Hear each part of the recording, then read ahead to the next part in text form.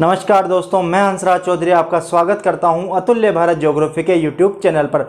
दोस्तों, हम राजस्थान के भौतिक प्रदेश पढ़ रहे थे और हमने पिछली क्लासों में पश्चिमी रेतीला मरुस्थल तथा अरावली पर्वतीय प्रदेश के बारे में चर्चा की। आज हम उससे आगे बढ़ते हुए पूर्वी मैदानी प्रदेश के बारे में चर्चा करेंगे। जैसा कि हम लोगों को पता है कि जब हमने अरावली पर्वतीय प्रदेश पढ़ा तो अरावली पर्वतीय प्रदेश को 50 सेंटीमीटर की समवर्षा रेखा कहा जाता है। हमने पढ़ा था कि अरावली पर्वतमाला को 50 सेंटीमीटर की समवर्षा रेखा कहा जाता है। ठीक है, तो इस पूर्वी मैदानी प्रदेश का विस्तार इस अरावली पर्वतमाला से पूर्व दिशा में पाया जाता है। ठीक है, अरावली पर्वतमाला के पूर्वी भाग में किसका विस्तार पाया जाता है? पूर्वी मैदानी प्रदेश का विस्तार पाया जाता है और इसका निर्माण नदियों द्वारा जमा की गई कछारी अथवा जलोढ़ मिट्टी के द्वारा हुआ है। ठीक है, यह चीज ध्यान दीजिएगा कि पूर्वी मैदानी प्रदेश का निर्माण किसके द्वारा हुआ है? अरावली पर्वतमाला के पूर्वी भाग में जो नदियां प्रवाहित होती है उनके द्वारा जो मिट्टी का जमाव किया गया है उसके द्वारा किसका निर्माण हुआ है? पूर्वी मैदानी प्रदेश का निर्माण हुआ है। ठीक है, इस पूर्वी मैदानी प्रदेश का विस्तार पश्चिम में अरावली पर्वतमाला अथवा 50 सेंटीमीटर की समवर्षा रेखा से लेकर पूर्व में 75 सेंटीमीटर की समवर्षा रेखा तक पाया जाता है। ये चीज ध्यान दीजिएगा कि पश्चिम में पूर्वी मैदानी प्रदेश का सीमांकन कौन सी समवर्षा रेखा करती है? 50 सेंटीमीटर की समवर्षा रेखा करती है, जबकि पूर्वी भाग में इसको सीमांकित कौन करती है? 75 सेंटीमीटर की समवर्षा रेखा करती है। अथवा हम यह भी कह सकते हैं कि 75 सेंटीमीटर की समवर्षा रेखा इस पूर्वी मैदानी प्रदेश को दक्षिण पूर्वी पठारी प्रदेश से पृथक करती है। कौन सी समवर्षा रेखा? 75 सेंटीमीटर की समवर्षा रेखा पूर्वी मैदानी प्रदेश को किससे पृथक करती है? दक्षिणी पूर्वी पठारी प्रदेश से पृथक करती है। और पूर्वी मैदानी प्रदेश की पश्चिमी सीमा का निर्धारण कौन सी समवर्षा रेखा करती है? तो 50 सेंटीमीटर की समवर्षा रेखा पूर्वी मैदानी प्रदेश का पश्चिमी सीमा का सीमांकन करती है। ठीक है, इसके बाद ध्यान दीजिएगा कि जब यहां पर इस पूर्वी मैदानी प्रदेश का निर्माण नदियों द्वारा बिछाई गई जलोढ़ अथवा कछारी मिट्टी से हुआ है तो यह मिट्टी क्या होती है? सर्वाधिक उपजाऊ होती है। इस कारण यह राजस्थान का सबसे अधिक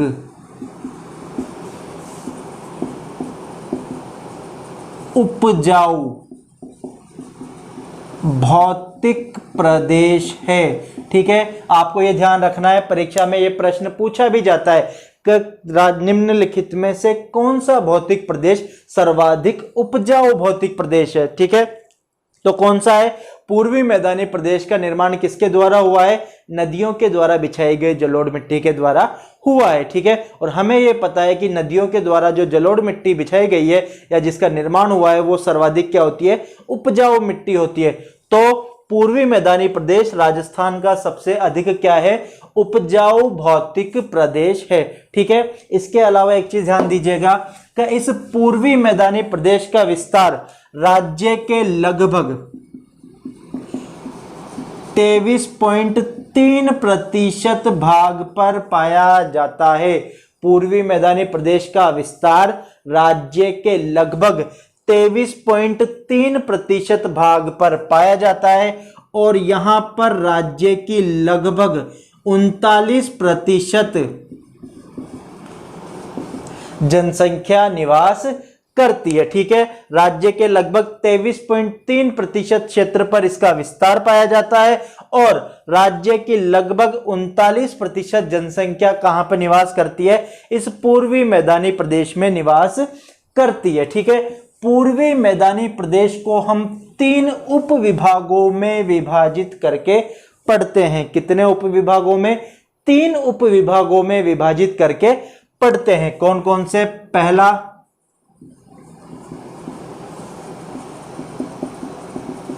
चंबल बेसिन, दूसरा बनास बेसिन और तीसरा माही बेसिन। ठीक है, कितने उपविभागों में विभाजित किया इसे? 3 उपविभागों में विभाजित करते हैं। कौन कौन से? चंबल बेसिन, बनास बेसिन तथा माही बेसिन। ठीक है, बेसिन से तात्पर्य है नदियों के द्वारा निर्मित मैदानी भाग। ठीक है, नदियों के द्वारा निर्मित मैदान को क्या कहा जाता है? बेसिन कहा जाता है। चंबल बेसिन से तात्पर्य है चंबल नदी के द्वारा निर्मित मैदान। बनास बेसिन से तात्पर्य है बनास नदी के द्वारा निर्मित मैदान। माही बेसिन से तात्पर्य है माही नदी के द्वारा निर्मित मैदान। और जिन जिन जिलों में ये नदियां बहती है उन्हीं जिलों में इन मैदानों अथवा बेसिनों का विस्तार पाया जाता है। ठीक है, सबसे पहले आता है हमारा चंबल बेसिन। ठीक है, चंबल चंबल बेसिन से तात्पर्य है चंबल नदी के द्वारा निर्मित मैदान। ठीक है, चंबल बेसिन का तात्पर्य क्या है? चंबल नदी द्वारा निर्मित मैदान। ठीक है, और चंबल नदी द्वारा निर्मित मैदान है तो इसका विस्तार उन्हीं जिलों में पाया जाता है जिन जिलों में चंबल नदी प्रवाहित होती है। ठीक है, हमें यह पता है और आगे आने वाली क्लासेज में हम पढ़ेंगे कि चंबल नदी राजस्थान के 6 जिलों में प्रवाहित होती है। कौन कौन से? तो चित्तौड़गढ़, कोटा, बूंदी,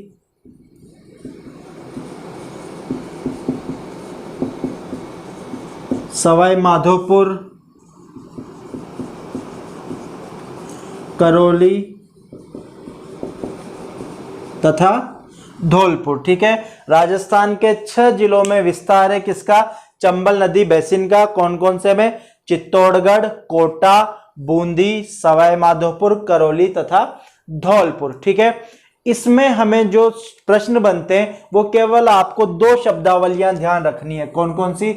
एक तो है डांग और एक है बीहड़। ठीक है, इसकी चर्चा हम पिछली कक्षा में जो राजस्थान की प्रमुख भौगोलिक शब्दावली है उसमें भी कर चुके हैं, लेकिन एक बार फिर से यहां पे शॉर्ट में बात करते हैं कि डांग और बीहड़ क्या है। ठीक है, तो सबसे पहले डांग। डांग किसे कहा जाता है? तो चंबल नदी द्वारा निर्मित ऊबड़ खाबड़ मैदान। ठीक है, चंबल नदी के द्वारा निर्मित ऊबड़ खाबड़ मैदान को क्या कहा जाता है? डांग कहा जाता है। ठीक है, राजस्थान में डांग का सर्वाधिक विस्तार करौली जिले में पाया जाता है।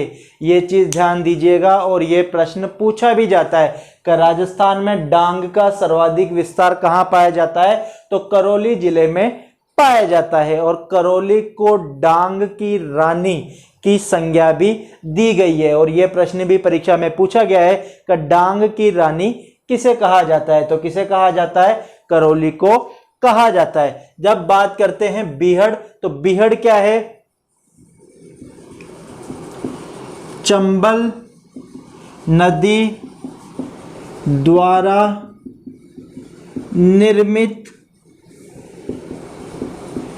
गहरी घाटियां। ठीक है, चंबल नदी के द्वारा निर्मित गहरी घाटियों को क्या कहा जाता है? बीहड़ कहा जाता है। ठीक है, जल के तीव्र बहाव के द्वारा मृदा का कटाव होने से जो भी गहरी गहरी घाटियां बन गई हैं उन्हें क्या कहा गया है? बीहड़ कहा जाता है। ठीक है, इंग्लिश में इसे कहा जाता है रेवाइंस। इन बीहड़ों को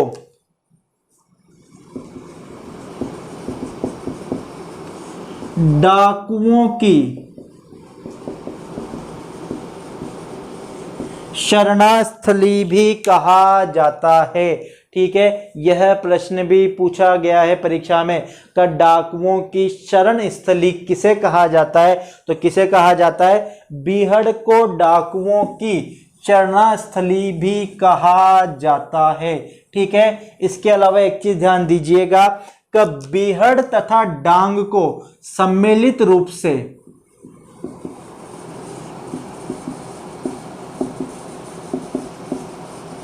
उत्खात स्थलाकृति द बैडलैंड टोपोग्राफी भी कहा जाता है। यह प्रश्न भी कई बार परीक्षा में पूछा गया है कि कौन सी नदी अपनी उत्खात स्थलाकृतियों के लिए विख्यात है, तो कौन सी नदी, चंबल नदी अपनी उत्खात स्थलाकृतियों के लिए विख्यात है। ठीक है, विख्यात क्या है, इसको कुख्यात कहा जाता है। ठीक है, का बदनाम है। ठीक है, तो चंबल नदी किसके लिए, अपनी उत्खात स्थलाकृतियों के लिए कुख्यात है। और इसके अंतर्गत किसे सम्मिलित किया जाता है, डांग तथा बीहड़ को सम्मिलित किया जाता है। उत्खात का मतलब होता है उखाड़ कर। ठीक है, जब चंबल नदी तीव्र वेग से प्रवाहित होती है तो अपने मार्ग में आने वाली चट्टानों को क्या करती है, उखाड़ कर पृथक कर देती है, और जिससे किसका निर्माण हुआ है, डांग तथा बीहड़ का निर्माण हुआ है। तो चंबल नदी बेसिन में हमने क्या पढ़ा कि पहली चीज, चंबल नदी बेसिन चंबल नदी के द्वारा निर्मित मैदान है। इसका विस्तार चित्तौड़गढ़, कोटा, बूंदी, सवाई माधोपुर, करौली तथा धौलपुर जिलों में पाया जाता है। ठीक है, चंबल नदी बेसिन के अंतर्गत हमने दो शब्दावलियां पढ़ी, एक पढ़ा डांग तथा एक पढ़ा बीहड़।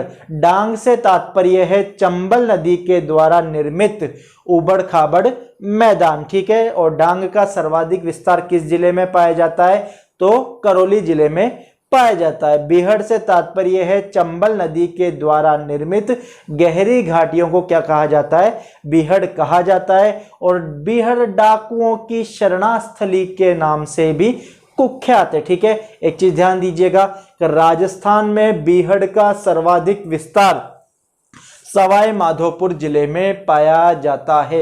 यह प्रश्न भी आरपीएससी के द्वारा कई एग्जाम्स में पूछा गया है कि राजस्थान में बीहड़ का सर्वाधिक विस्तार किस जिले में पाया जाता है, तो सवाई माधोपुर जिले में इसका विस्तार पाया जाता है सर्वाधिक। ठीक है, बीहड़ पाए तो सभी जिलों में जाते हैं, लेकिन सर्वाधिक विस्तार किस जिले में पाया जाता है, तो सवाई माधोपुर जिले में पाया जाता है। और डांग तथा बीहड़ को सम्मिलित रूप से क्या कहा जाता है, उत्खात स्थलाकृति द बैडलैंड टोपोग्राफी भी कहा जाता है। ठीक है, इसके पश्चात आता है हमारा दूसरा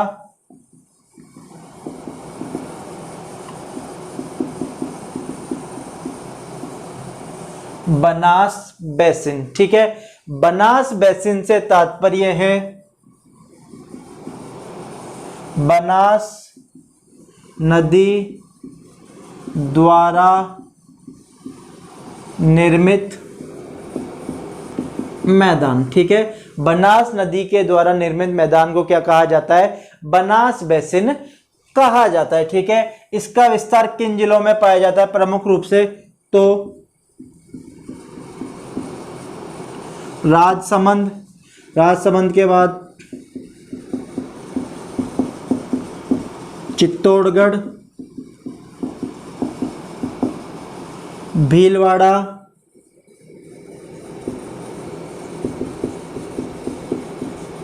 अजमेर, टोंक तथा सवाई माधोपुर। ठीक है, बनास बेसिन का विस्तार प्रमुख रूप से राजसमंद, चित्तौड़गढ़, भीलवाड़ा, अजमेर, टोंक तथा सवाई माधोपुर जिलों में पाया जाता है। क्यों, क्योंकि बनास नदी भी राजस्थान के 6 जिलों में प्रवाहित होती है। कौन कौन से, राजसमंद, चित्तौड़गढ़, ठीक है, भीलवाड़ा, अजमेर, टोंक तथा सवाई माधोपुर। इसमें एक चीज ध्यान दीजिएगा कि बनास नदी के द्वारा इस निर्मित मैदान को, मान लीजिए ये पूरा बनास नदी के द्वारा निर्मित मैदान है। तो इसके उत्तरी भाग को मालपुरा करौली का मैदान कहा जाता है। ठीक है, इसके उत्तरी भाग को क्या कहा जाता है? मालपुरा करौली का मैदान कहा जाता है, जबकि इसके दक्षिणी भाग को मेवाड़ का मैदान कहा जाता है। यह चीज ध्यान दीजिएगा कि बनास नदी के द्वारा निर्मित मैदान को उत्तरी भाग में क्या कहा जाता है? मालपुरा करौली का मैदान कहा जाता है, जबकि दक्षिणी भाग में इसे क्या कहा जाता है? मेवाड़ का मैदान कहा जाता है। ठीक है, इसके पश्चात हमारा तीसरा उप विभाग है माही नदी बेसिन। माही नदी बेसिन। ठीक है, माही नदी बेसिन से तात्पर्य है माही नदी द्वारा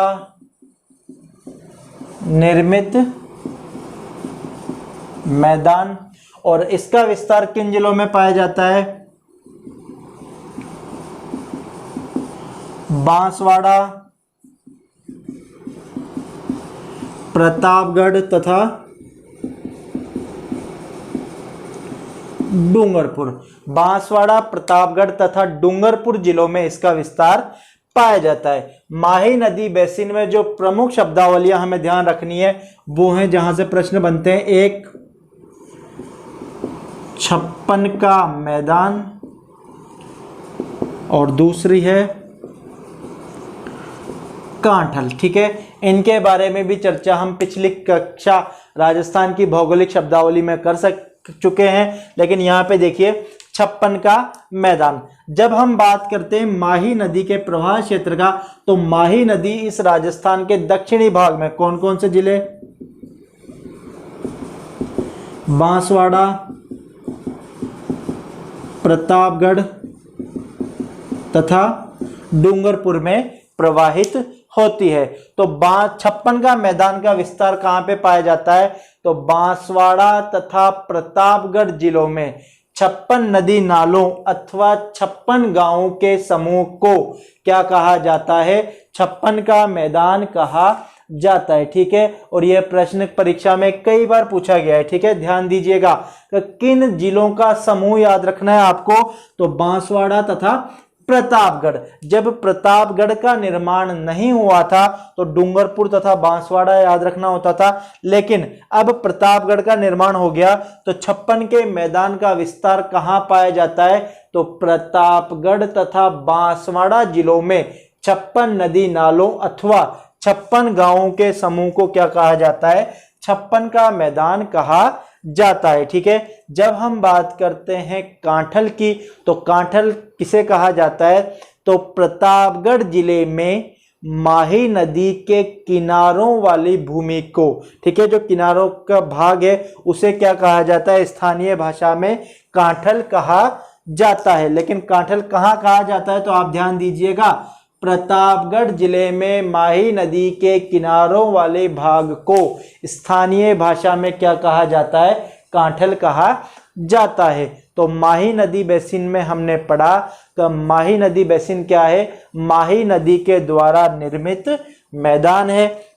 इसका विस्तार प्रमुख रूप से बांसवाड़ा, प्रतापगढ़ तथा डूंगरपुर जिलों में पाया जाता है। दो शब्दावलियां ध्यान रखनी है, 56 का मैदान तथा कांठल। 56 का मैदान का विस्तार बांसवाड़ा तथा प्रतापगढ़ जिलों में पाया जाता है। और क्या है 56 का मैदान? का 56 नदी नालों अथवा 56 गांवों का क्या है? समूह है। और कांठल क्या है? प्रतापगढ़ जिले में माही नदी के किनारों के आसपास का जो भूभाग है उसे स्थानीय भाषा में क्या कहा जाता है? कांठल कहा जाता है। ठीक है, तो इस प्रकार से हमारा तीसरा भौतिक प्रदेश पूर्वी मैदानी प्रदेश समाप्त होता है। ठीक है, इसके पश्चात चौथा भौतिक प्रदेश आता है दक्षिण पूर्वी पठारी प्रदेश। ठीक है, राज्य का सबसे छोटा भौतिक प्रदेश है, तो इस काफी कम प्रश्न बनते हैं यहां से। तो एक चीज देखिएगा, चौथा भौतिक प्रदेश है हमारा दक्षिणी पूर्वी पठारी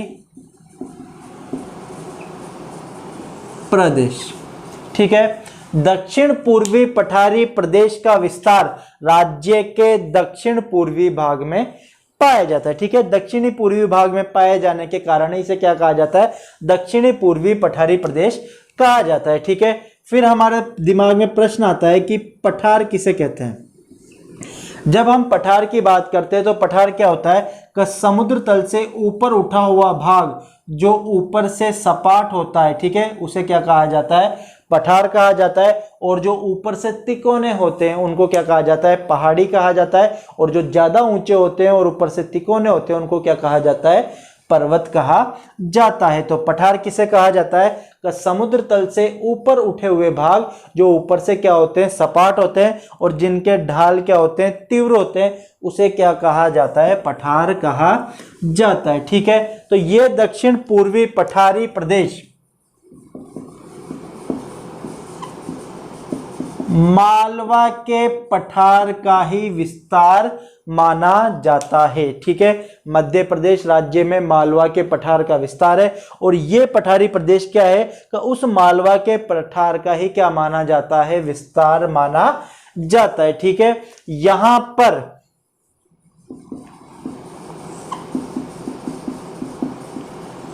काली मिट्टी का विस्तार पाया जाता है। ठीक है, किस मिट्टी का विस्तार पाया जाता है, काली मिट्टी का विस्तार पाया जाता है। और काली मिट्टी को क्या कहा जाता है, रेगुर कहा जाता है। ये चीज ध्यान दीजिएगा, प्रश्न पूछा भी जाता है कि रेगुर क्या है। ठीक है, ऑप्शन आ सकते हैं आपके पास, मिट्टी का एक प्रकार, बकरी की एक नस्ल, आदिवासियों द्वारा किया जाने वाला नृत्य या महिलाओं द्वारा पहना जाने वाला आभूषण। तो विभिन्न क्षेत्रों में से कोई सा भी एक ऑप्शन उठ के आ सकता है। आप ध्यान दीजिएगा कि रेगुर किसे कहा जाता है, काली मिट्टी को क्या कहा जाता है, रेगुर कहा जाता है। ठीक है, काली मिट्टी कपास की खेती के लिए क्या होती है, अत्यधिक उपयोगी होती है। इस कारण इसे काली कपास मृदा भी कहा जाता है। ठीक है, ब्लैक कॉटन सॉइल भी कहा जाता है। किसे, काली मिट्टी को कहा जाता है। क्यों कहा जाता है, क्योंकि काली मिट्टी कपास की खेती के लिए क्या होती है, सर्वाधिक उपयोगी होती है। ठीक है, इसके अलावा एक चीज ध्यान दीजिएगा, इसका विस्तार प्रमुख रूप से कोटा, बूंदी, बारां तथा झालावाड़ जिलों में पाया जाता है। इसका विस्तार कहां पाया जाता है, कोटा, बूंदी, बारां तथा झालावाड़ जिलों में पाया जाता है।